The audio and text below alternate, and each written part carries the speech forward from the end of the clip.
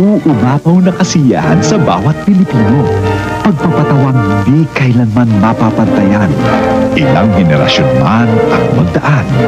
Dahil ang hari ng komedya ay sadyang nag-iisa lamang. Sa kanyang nalalapit na kaarawan, hindi ba tama lang na tayo naman ang maghandog sa kanya ng isang espesyal na handaan ng kantahan, sayawan at kasiyahan?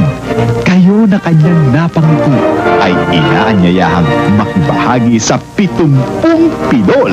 Ngayong Webes po, ganap na alas 7:30 ng gabi.